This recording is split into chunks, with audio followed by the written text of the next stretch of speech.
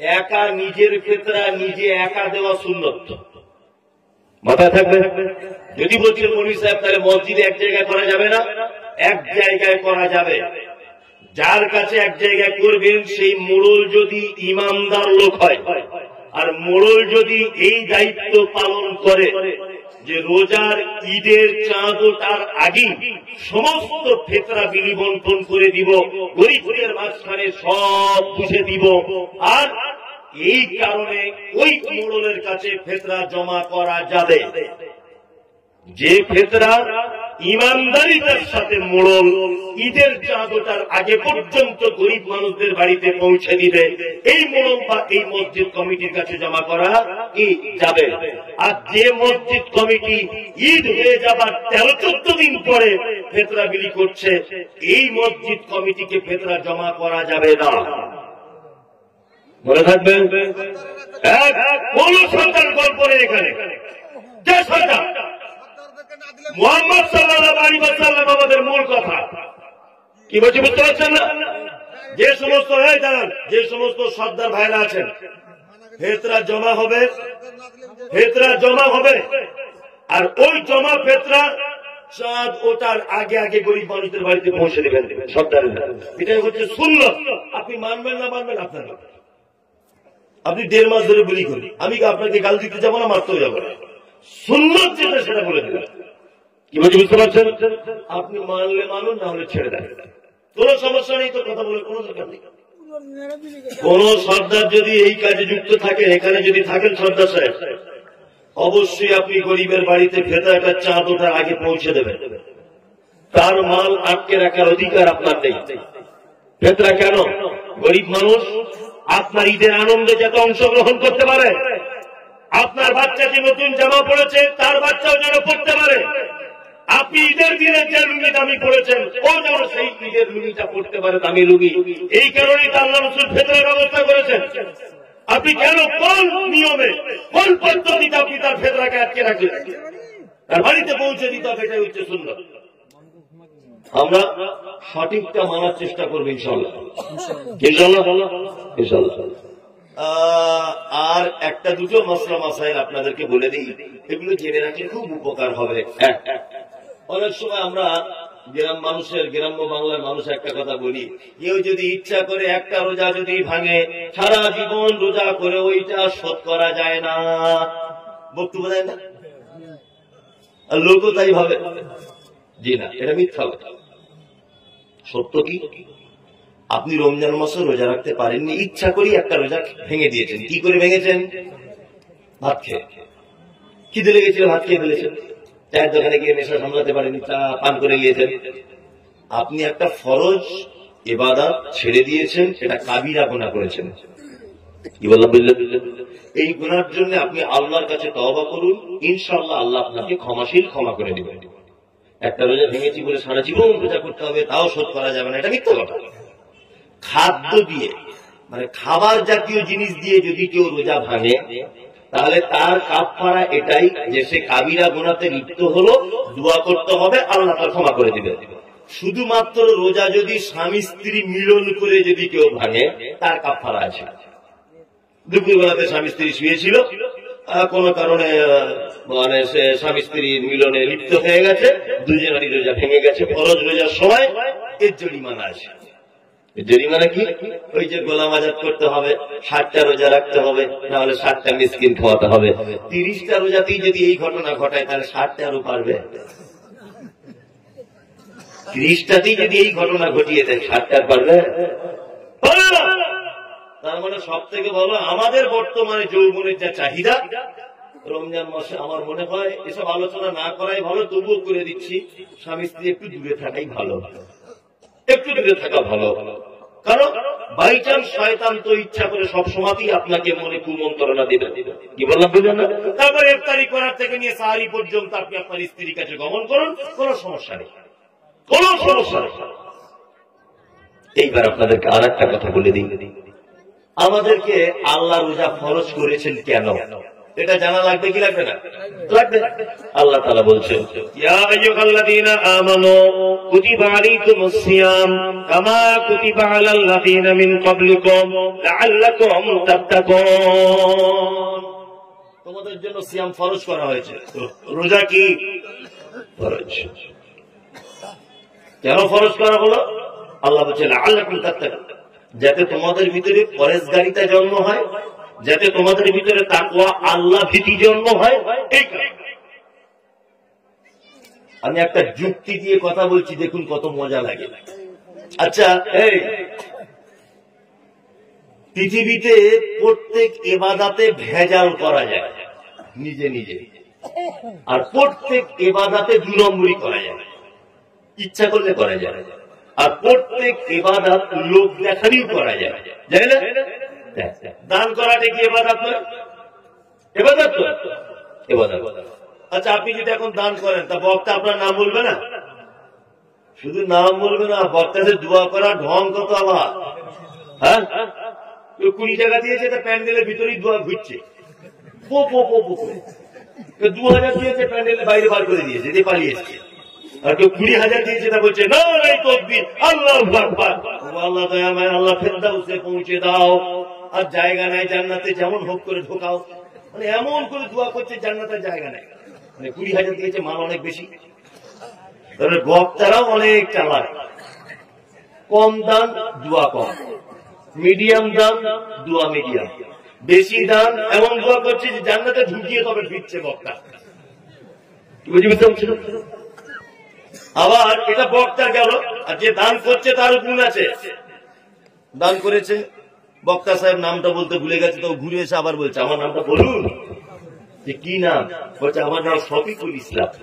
তা বক্তা বলছে আল্লাহ যে দান করেছে তার নাম শফিকুল, মাফ করে দাও তুমি জীবনের ভুল, গুনাহ কথা তুমি তার মাফ করে দাও। এসে যা বলে আর কি, বুঝতে পারছেন না?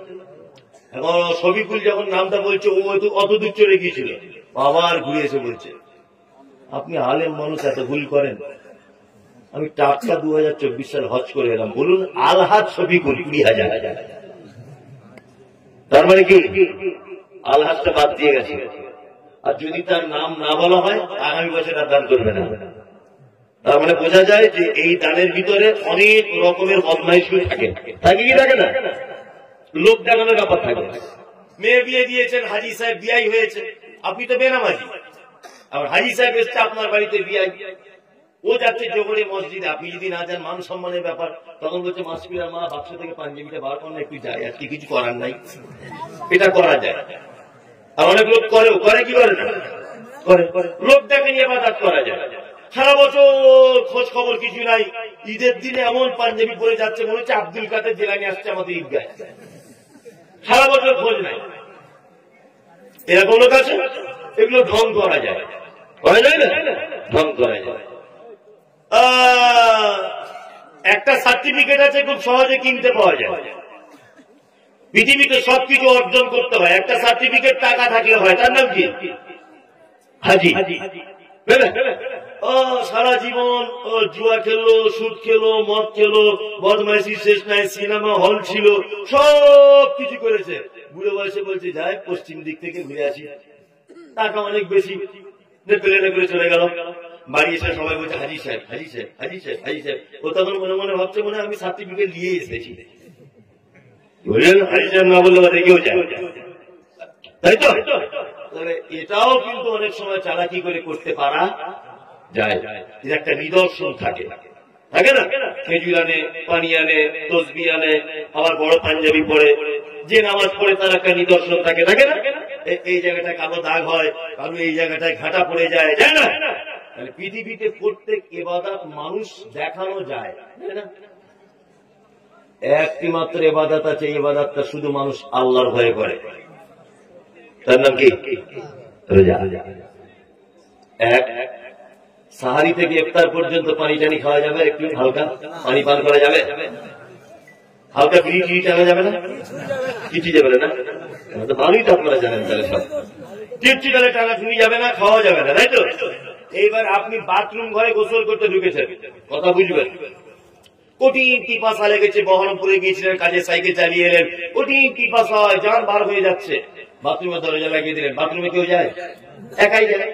আচ্ছা, তখন আপনি ইচ্ছা করলে 2 ঢোক পানি পান করতে পারতেন কি পারতেন না? পারতেন। কেউ করে? করে না। কার ভয় করে? আল্লাহর ভয় করে। সুবহানাল্লাহ, সুবহানাল্লাহ। পৃথিবীতে একটি মাত্র ইবাদত, যে ইবাদতে কোনো চালাকি চলে না, কোনো 2 নম্বরই চলে না, লোক দেখানো চলে না, চিটিংবাজি চলে না, ফেরেববাজি চলে না, তার নাম রোজা। কি বুঝতে পারছেন? এটা মানুষ কার ভয় করে? আল্লাহর ভয় করে। আর সত্যি মানুষ আল্লাহর ভয় করে। রমজান মাসে দেখবেন কি ছিল, পুরো ফেরেশতা, পুরো ফেরেশতা। মসজিদে গেলে জুতো চুরি, এত লোকের আমদানি, জুতো পাল্টাপাল্টি, কানে দুটো দাঁতন নিয়ে ঘুরছে। তো কি ইবাদতে, আল্লাহু আকবার। ঠিক 27টা রোজায় বহরমপুরে সিনেমা হল থেকে অনলাইনে টিকিট বুক করে রেখেছি, ঈদের দিনে দেখতে যাবে। তাই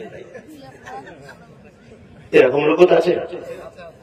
ওকে যদি উমরপুরের গরুহাটে যদি বিক্রি করা হয় গোস্তের দরে 1.5 কুইন্টাল ওর শরীরে গোস্ত, অথচ রমজান মাসে বলছে পরিশ্রম আমার গ্যাসের অসুখ, রোজা রাখতে পারি না।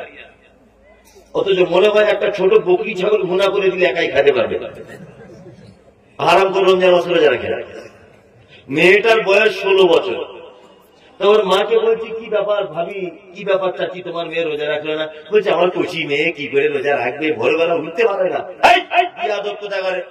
17 বছর বয়স, বিয়ে দিলে কাজ সকালে ছেলে হবে।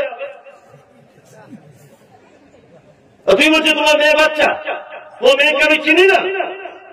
স্কুল খোলে 11টায়, তোমার মেয়ে বাড়ি থেকে বার হয় 9:30টায়। এই 1.5 ঘন্টা করে কি? এখনো তুমি বলছো আমার মেয়ে বাচ্চা। তোমার মেয়ে রাতের বেলা মোবাইলে SMS করে, চ্যাটিং করে, ভিডিও করে, কথা বলে, আমরা বুঝি না? তোমার মেয়ে এখনো বাচ্চা, 17 বছর বয়স হয়, আর ওর মা ওকে সাপোর্ট দিচ্ছে। আমার কচি মেয়ে কি করে রোজা রাখবে হুজুর? আশ্চর্য। এই সমস্ত ভণ্ডামিগুলো হয় কি হয় না? হয়। শুনুন, অর্ধেক রোজা নেই। অর্ধেক রোজা বলে কোন রোজা নাই। যেমন আমার মাদ্রাসা রমজান মাসে খোলা থাকবে, রমজান মাসে আমার মাদ্রাসা টোটাল খোলা থাকবে, ইফতারি হবে, সাহারি হবে, সব হবে। রমজান মাসে কোনো ছুটি নেই। যারা একদম বাচ্চা, কোরআনের হিফজের মাদ্রাসা, একদম যারা বাচ্চা, ওই 5 বছর 6 বছর বয়সের ছেলেরা ভর্তি হয়েছে, ওরা তো রোজা রাখতে পারবে না। পারবে বলুন? পারবে না। ওদেরকে আমি সব কালকে বসিয়ে মাদ্রাসায়, আমার মাদ্রাসায় বুধবার পর বৃহস্পতিবার জলসা, কাল বা পরশু দিন আমি ওদেরকে বলে দিয়েছি যে তোমাদের রোজা কারো 10টা পর্যন্ত আর কারোর 12টা পর্যন্ত ইফতার। তোমাদের 12টায় কারো ইফতার হবে, কারোর 10টায়। তোমাদের কারোর অর্ধেক রোজা, আবার কারোর তার অর্ধেক রোজা। 10টা পর্যন্ত পানি টানি কিছু খেতে পারবে না। যে খাবে সিসি ক্যামেরায় দেখতে পারে, তার চামড়া তুলে দেবো। আচ্ছা, এই 10টা পর্যন্ত কারা কারা রোজা করবে? 20 জন হাত তুলেছে। হুজুর আমরা সবাই করবো 10টা পর্যন্ত। আচ্ছা বলো 12টা পর্যন্ত কারা? আরো 20 হাত তুলেছে, ধরে নেন। হুজুর আমরা। আসলে অর্ধেক রোজা নয়, এটা হচ্ছে ওদের ট্রেনিং। কি বলো বুঝলেন না? যাতে আগামী বছর 2টো করতে পারে, তারপরের বছর আবার 2টো করতে পারে। এটা কি ট্রেনিং? আপনার বাচ্চাকে আপনি ট্রেনিং দেবেন। ভোরবেলা কত তুলবেন? 7 বছরের বাচ্চা তাই কি তুলুন, ওকে সাহারি খেতে বলুন যে 2টো খাজুর খাও মা, 2টো খাজুর খাও। তুমি মা 12টা পর্যন্ত রোজা ভেঙে দেবে, তোমার খুব বড় নেকি। আর তুমি যদি না করো না, আল্লাহ তোমার জিভ কেটে দেবে, আল্লাহ তোমার চোখ কানা করে দেবে, ভয় দেখাবেন। তার মানে অভ্যাস করবেন, ওকে ট্রেনিং দেবেন। মাঝে সাঝে ওকে চেক করবেন, বাবু কিছু খেয়ে নাওনি তো? হ্যাঁ, তুমি মনে হয় চকলেট খাচ্ছিলে না? না আমি খাইনি তো। আচ্ছা মা খেও না, তুমি 12টার সময় আজান হলে তারপর তোমার ইফতার। এইভাবে বাচ্চাদেরকে ট্রেনিং দিতে হবে। সাহাবায়ে কেরামগণ এইভাবে বাচ্চাদের ট্রেনিং দিতেন। কি বলছি বুঝতে পারছেন? আর আমাদের তো গোড়াই খারাপ, তার গাছে ফল ধরবে কি করে? ওর বাপই তো রোজা রাখে না। হ্যাঁ, ওর বাপই রোজা রাখে না। আমাদের পাড়া গ্রামের একটা খারাপ কথা আছে যে শাশুড়ি যদি দাঁড়িয়ে মোটে, বৌমা ঘুরিয়ে মোটে। এটা আমাদের পাড়া গ্রামের কথা। তা বাপই যদি রোজা না রাখে, ওর বেটা জীবনে আর ওকে দেখে শিখবে? হ্যাঁ, বাপ ভালো তার বেটা ভালো, মা ভালো তার ঝি। গাই ভালো তার দুধ ভালো, গাই ভালো তার বাছুর ভালো, দুধ ভালো তার ঘি। একটা কথা আছে, মা যেমন হবে দেখবেন মেয়ে ঠিক তেমন হবে, বাপ যেমন হবে দেখবেন বেটা ঠিক তেমনই হবে, হবার চান্স বেশি। আপনাকে দেখে আপনার বেটা শিখবে, আপনাকে দেখে আপনার কি শিখবে? বেটি শিখবে। ইনশাআল্লাহ আমরা রমজানের জন্য প্রস্তুতি নেব ইনশাআল্লাহ। সবাই ইনশাআল্লাহ 30টা রোজা রাখবো ইনশাআল্লাহ। ইনশাআল্লাহ আল্লাহ আমাদের তৌফিক দান করো, আমিন আমিন। আচ্ছা, তাহলে রমজানের ব্যাপারটা পাঠ শেষ। আমি বলেছিলাম 1 ঘন্টা করে বলবো, বলিব 1 ঘন্টা প্রায় 10 মিনিট হয়ে গেল এই রমজান সম্পর্কে বলতে। এটা বললে তো আরো অনেক টাইম লাগবে। আমি এবারে নফল দান সম্পর্কে আরো আপনাদেরকে কিছু হাদিস এবং কোরআন এবং যুক্তি দিয়ে বোঝানোর চেষ্টা করব। নফল দান আর নফল রোজাটা কেন বলছি বুঝতে পেরেছেন? যে আল্লাহর রাগকে ক্ষমা করা যায়, তাই না? অনেক জরিমানার কাফারা, তাই তো? এবার আমার দিকে ফিরুন। কথা বলছেন কেন? আমার দিকে ফিরতে হবে। প্রথমে আপনাদেরকে বলুন, দান আর সাদকা এটা এক না আলাদা? কে বলছে আলাদা আলাদা? পুরস্কার ব্যবস্থা আছে, বলুন কে? বলুন যে আমি বলেছি, আমি তো মারবো না আপনাকে, বলুন। ও বলেছে না? দান আর সাদকা আমরা অনেক জনাই জানি, এখানে যতজন বসে আছি প্রায় মানুষ জানি আলাদা। আমি মুমতাজুল ইসলাম আপনাদের ভুল ভাঙাতে এসেছি। যার নাম লাউ তার নাম কদু। আরবিতে বলে সাদাকা, বাংলায় বলে দান। যার নাম দান তার নাম সাদাকা। একটা জিনিস জানা হয়ে গেল, দান আর সাদকা একই। নাম্বার 2, ফরজ দান আছে আর নফল আছে। ফরজ কি? ফরজ হচ্ছে সংসার পাতি চালানোর পর 1 লক্ষ টাকা বাঁচলো, 2.5% জাকাত, এটা কি ফরজ? আপনি দিতে বাধ্য। এইবার সাধারণ দান কোনটা? এই জলসাতে চাঁদা তোলা হচ্ছে, আগামী বছরে যাতে জলসা হয় এই খরচার জন্য, এটা তার নাম নাকি সাধারণ দান। আবার দান 2 ভাগে বিভক্ত। কয় ভাগে? 2 ভাগে বিভক্ত। একটা সাধারণ দান আর একটা সাদকায়ে জারিয়া। কি বললাম বুঝলেন? এখন সাধারণ দান, আপনি বহরমপুর হোটেলে ভাত খেতে ঢুকেছেন, একটা বাচ্চা ছেলে বলছে বাবু কিছু দাও না, বাবু কিছু দাও, বাবু কিছু দাও। আপনি বাচ্চা ছেলেটাকে হাতে করে ধরে হোটেলের ভিতরে নিয়ে গেলেন, তাকে কিছু খাইয়ে দিলেন। আচ্ছা, এটা দান কি দান নয়? দান। এটা সাধারণ দান। আর সাদকায়ে জারিয়া যে দানের ধারাবাহিকতা বজায় থাকে, এর নাম কি? সাদকায়ে জারিয়া।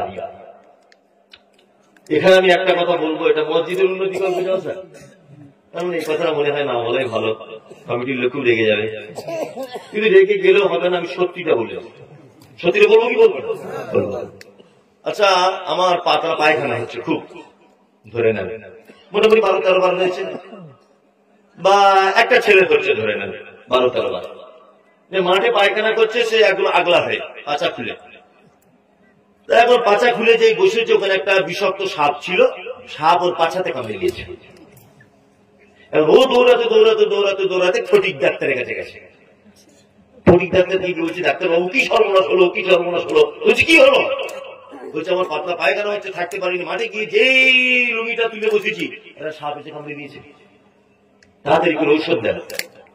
আচ্ছা বলুন, ডাক্তার যদি অরিজিনাল হয়, পাতলা পায়খানার ওষুধ আগে দেবে না সাপের বিষের জন্য আগে ওষুধ দেবে? কোনটা? হ্যাঁ, পায়খানা ওর আরো 4 বার হলেও বেঁচে থাকবে, তাই না?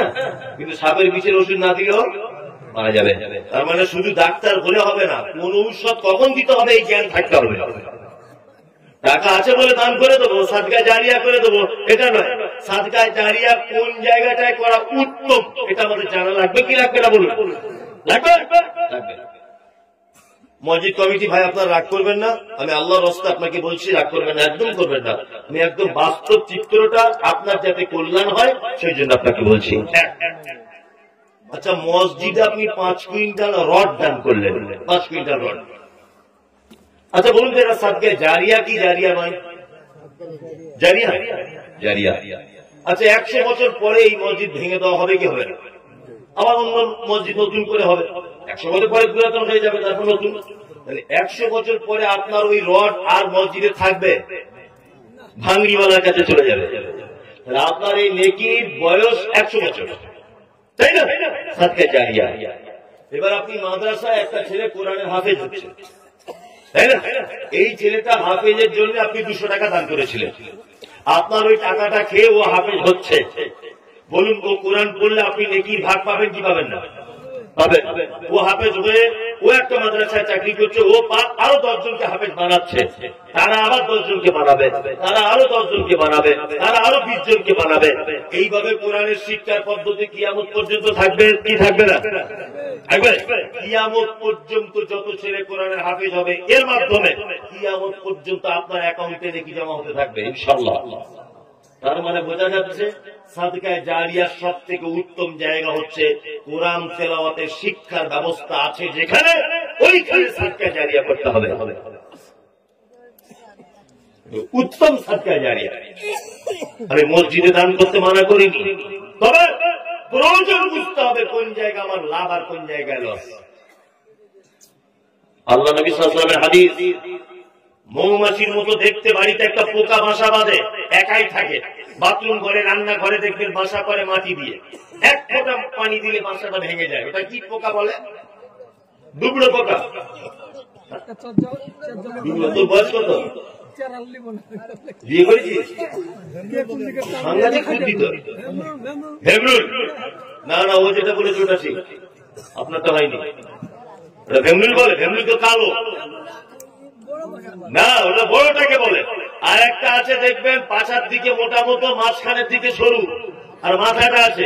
ও একাই বাসা বাঁধে মাটি দিয়ে, ছোট্ট করে একটুখানি কালো টাইপের, তাই না? এই শব্দটাই হাদিসে এসেছে।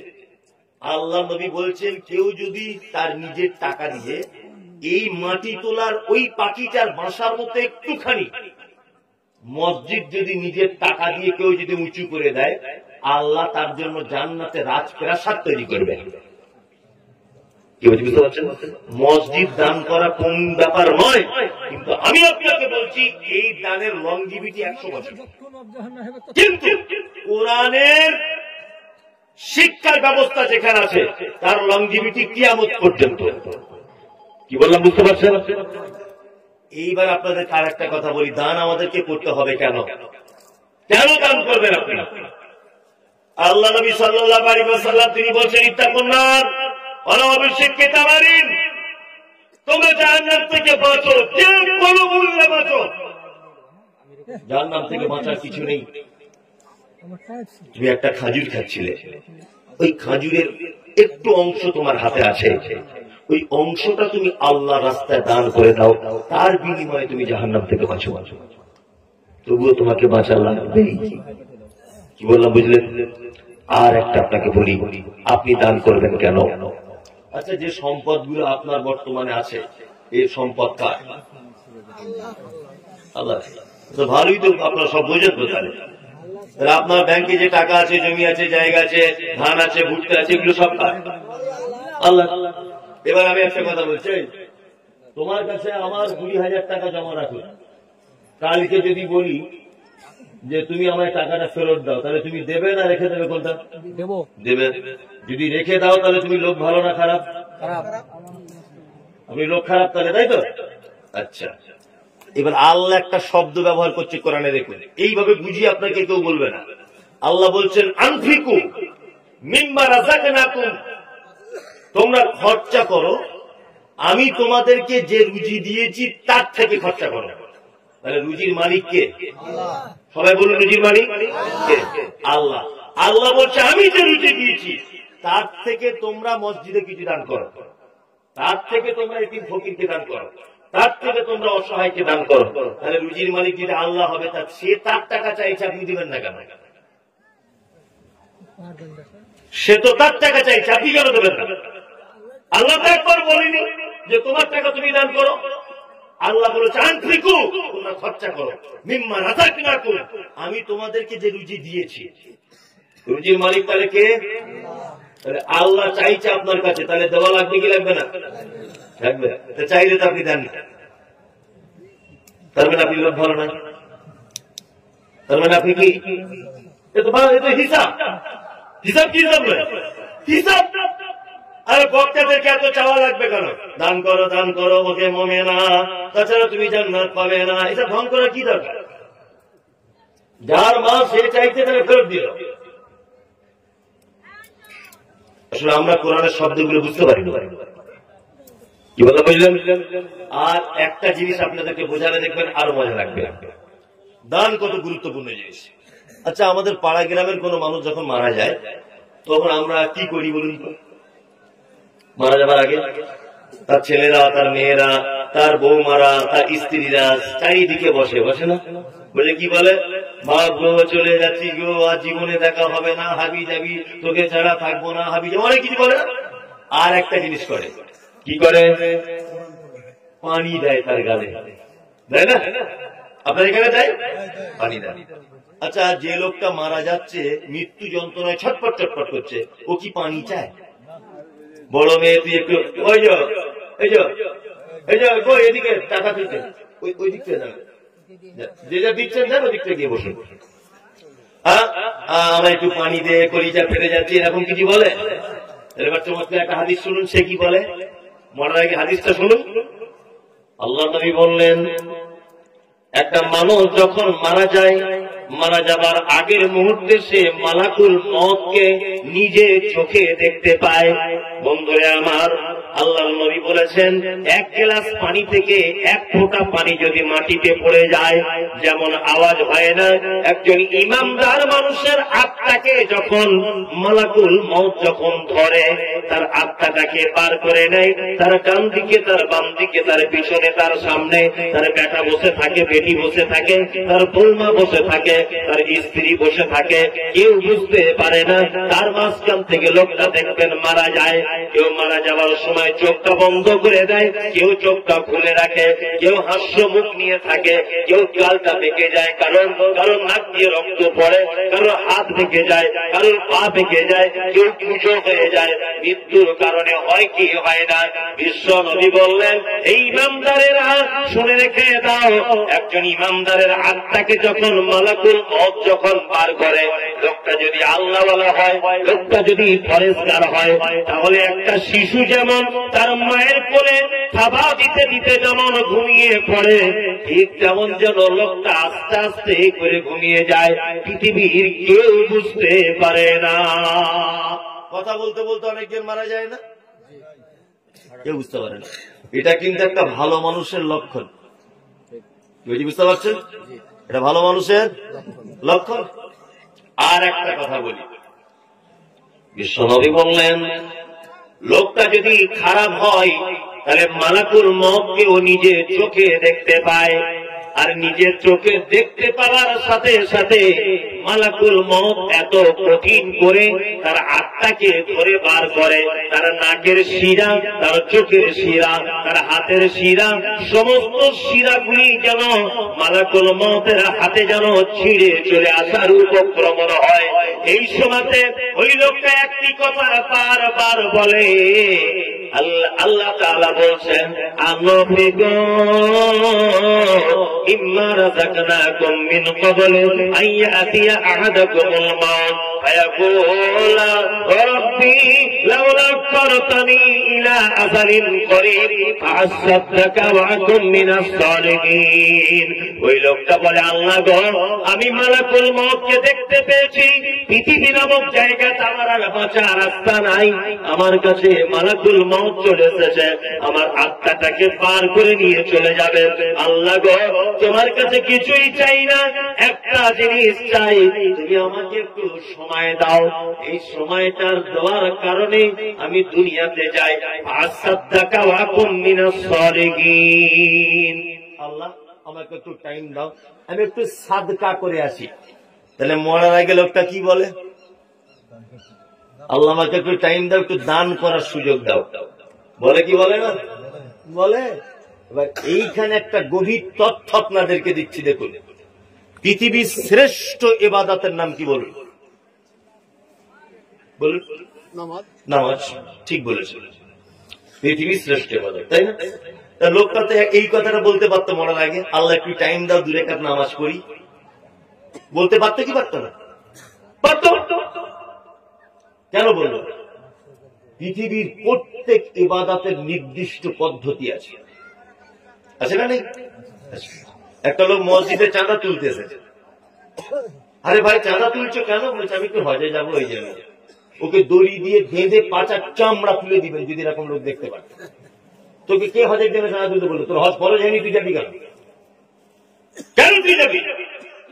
হজ তো ধনী লোকেদের ফরজ, সে যাবে, তুমি কেন যেতে যাবে? তুমি চাঁদা তুলবে কেন? গরিব মানুষ তুমি, তোমার তো হজ ফরজ না। তাহলে এই ইবাদতের পদ্ধতি, হজ ফরজ, মক্কা থেকে যাওয়া আসার পর্যাপ্ত টাকা থাকতে হবে, তাই তো? 2, হজ করতে টাইম লাগে কতক্ষণ? এখন 56 দিন টাইম লাগছে। কতদিন? 56 দিন। আচ্ছা, নামাজ যদি আপনি পড়েন, নামাজ পড়ার আগে কি করতে হয়? অজুর আগে কি লাগে? পবিত্রতা। কি লাগে? পবিত্রতা। তাহলে প্রথম অজুর শর্ত পবিত্রতা, আর নামাজের শর্ত অজু। আর নামাজের আর একটা শর্ত নির্দিষ্ট টাইম হওয়া, তাই না? আপনি ফজরের জমাত এখন 4:20 ধরে নেন, আপনি 2টোর সময় যদি ফজর পড়েন, চলবে? চলবে না। তার মানে তার নির্দিষ্ট টাইম হওয়া, তাহলে অক্ত হওয়া, তাই না? অজু হওয়া, তাই না? পবিত্র অর্জন করা। আর একটা ব্যাপার, নামাজ যেটা পড়বেন আল্লাহর নবীর পদ্ধতিতে হওয়া, তাই তো? আচ্ছা বলুন, অজু করা, গোসল করা, পবিত্র হওয়া, নামাজ পড়া মোটামুটি কত মিনিট টাইম লাগতে পারে? 20-30 মিনিট লাগবে? পৃথিবীতে একটা ইবাদত আছে যে ইবাদতের কোন পদ্ধতি নেই, তার নাম নফল দান। বাস থেকে নেমেছেন, একটা লোক হঠাৎ করে, আপনি সরে আসুন দিকে, আমার দিকে সরে আসুন। আমি আবার এমন বক্তা, ছটফটে বক্তা, ওই একভাবে বলতে পারি না। তাও বাস থেকে নেমেছেন, একজন এখন জামা ধরে টানছে, লা ইলাহা ইল্লাল্লাহ কিছু দাও, লা ইলাহা ইল্লাল্লাহ কিছু দাও। জিজ্ঞাসা করতে পারবে না তুমি হিন্দু না মুসলিম, তুমি খ্রিস্টান, তুমি হানাফি, তুমি শাফি, তুমি মালিকি, তুমি দেওবন্দি, তুমি বিবাহিত, অবিবাহিত, গাঁটের নিচে কাপড় কেন, দাড়ি নেই কেন, তুমি নামাজ পড়ো কিনা, তোমার বাড়ি কোথায়, লাল শাড়ি পরেছো কেন, ভিক্ষা করছো আবার কানে দুল, ভিক্ষা করছো বড় মোবাইল, কোন প্রশ্ন করা যাবে না। তোমার কাছে চেয়েছে 1 টাকার একটা কয়েন, তুমি তার হাতে দিয়ে দাও, কোন পদ্ধতি নেই। নফল দান। পৃথিবীতে একটা মাত্র ইবাদত আছে যে ইবাদতটা খুব সহজে করা যায়, তার নাম নফল দান। কি বললাম বুঝলেন?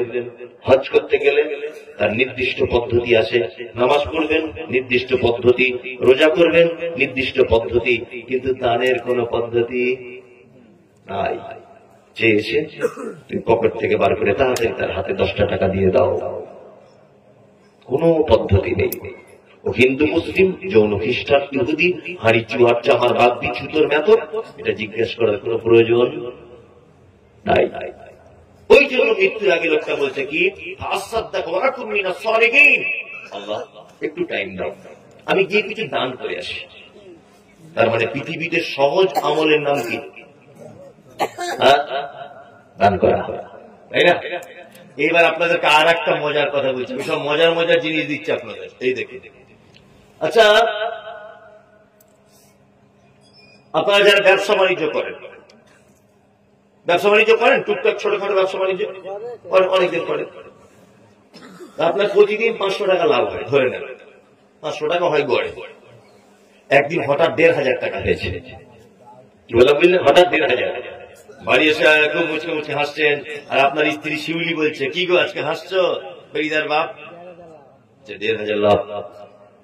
ওই স্ত্রী তখন বলছে, তাহলে সত্যি আমার আব্বা খুব ভালো ছেলে দেখে দিয়েছেন, আমাদের তাহলে আর ঘর বাড়ি করতে অসুবিধা নাই। খুব স্বামী স্ত্রী বগল বাজাচ্ছে, 1500 মেরে দিয়েছে আজকে। কি বলছি বুঝতে পারছেন না? এখন এ ব্যবসা ভালো হয়েছিল তখন, এই ভোর 3টের সময় উঠে মাছ কিনতে গিয়েছিল, মাছের ব্যবসা করে পাড়ায় পাড়ায়, কোন শীতে মাছের ব্যবসা করে। আর গরমের দিন ধরে না, শীতের দিন নয়, তাও বাড়ি এসেছে দুপুর 2টোয়। এখন কষ্ট হয়েছে, সাইকেলে করে মাছ মাছ নেবে গো, মাছ চিল্লাচিল্লি করতে হয়েছে, কষ্ট হয়েছে। এই দুপুর দুপুরে বাড়ি এসে পাখাটা চালিয়ে গোসলটা করে ওই মোটামুটি ভালো মন্দ কিছু রান্না নিয়ে ভাত খেতে বসেছে, আর সেই সময়তে দরজায়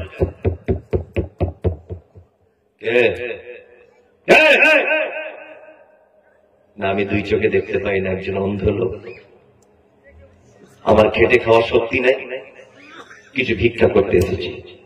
তখন যার 1,500 টাকা লাভ হয়েছে সে তখন বলছে, তোমাদের সারা কোনো কাণ্ড জ্ঞান নাই, ভিক্ষা পদ্ধতি বোঝে না, দুপুর 2টোর সময় লোকের বাড়ি আসে।